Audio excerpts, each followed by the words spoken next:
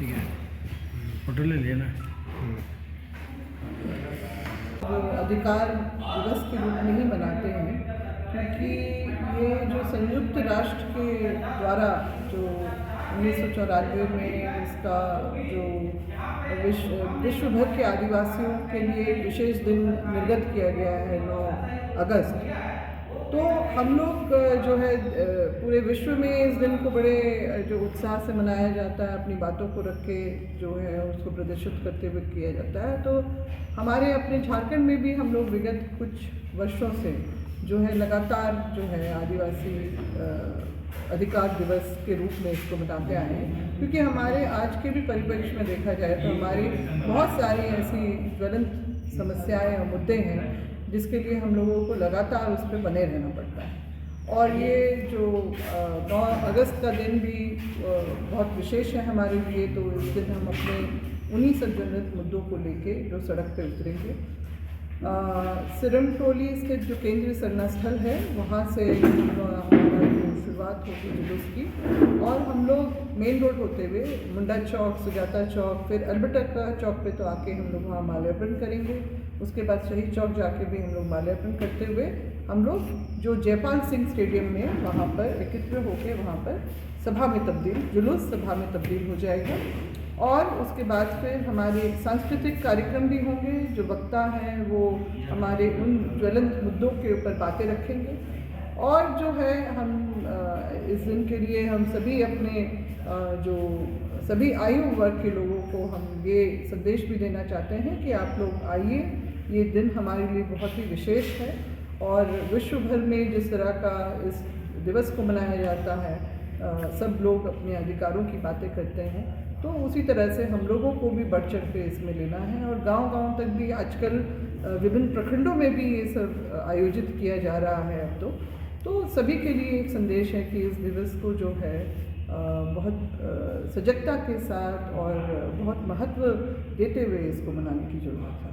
कुछ झांकियाँ वगैरह भी नहीं? निश्चित रूप से झांकियाँ रहेंगी, और झांकियाँ भी उन मुद्दों से संबंधित ही रहेंगी। और जैसे आपका 15 अगस्त या 26 जनवरी को होता है, तो उसी तरह से हम लोगों का ये रहेगा कि हमारी जो मुख्य जो समस्याएं हैं, जो मुद्दे बन गए हैं, उनको लेके जो सिरमटोली आपका फ्लाईओवर का रैंप को हटाने की जो मांग हमने इस साल की शुरुआत से शुरू की थी,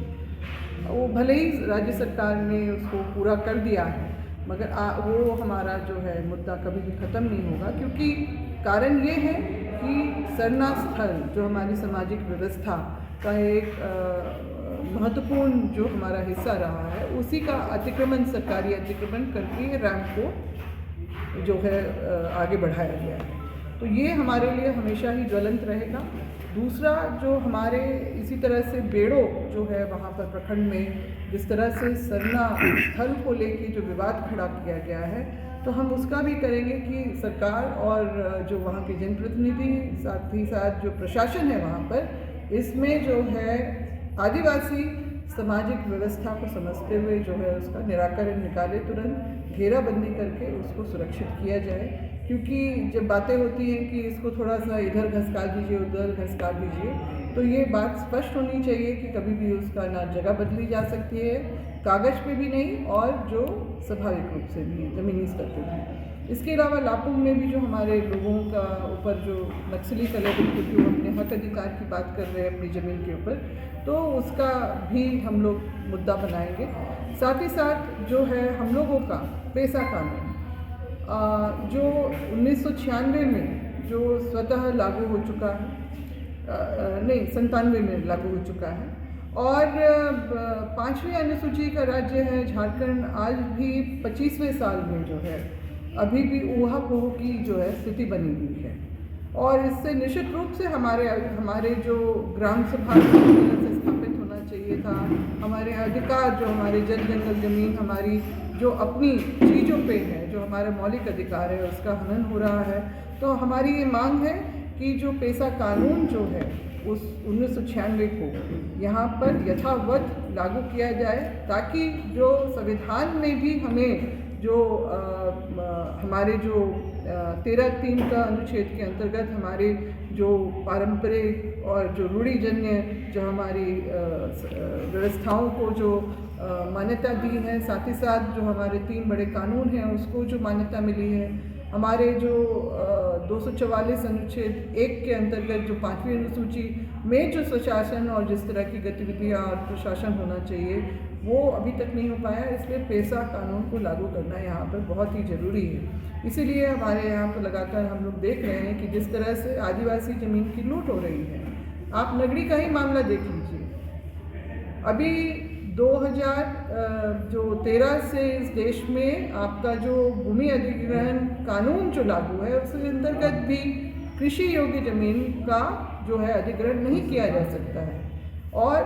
ग्राम सभा भी जो कराने की बात है, इसके अलावा जो सारी चीज़ें हैं वो अगर हम लोग देखें पॉइंट बाय पॉइंट, तो अगर 5 वर्ष तक उसका कोई उपयोग नहीं होता है तो वो स्वतः रैयतों को वापस होनी चाहिए। मगर आज क्या है, बार बार प्रशासन शासन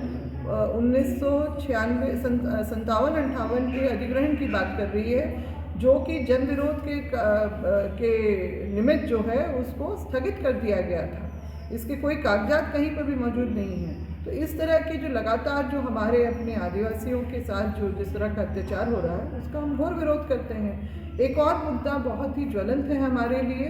जो पूरे देश भर के आदिवासियों को कनेक्ट करता है, वो क्या है कि हमारा धर्म कोड जो है, आदिवासी धर्म कोड जो है, वो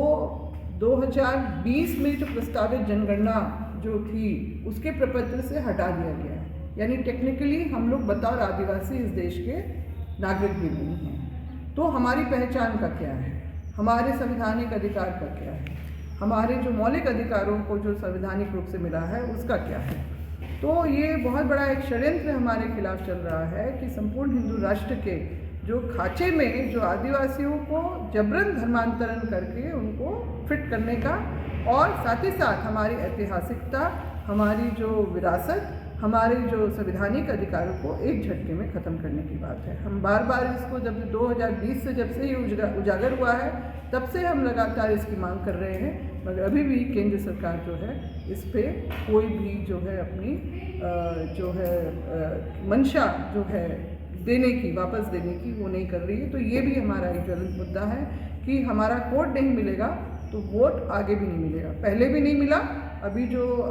आपका 2024 में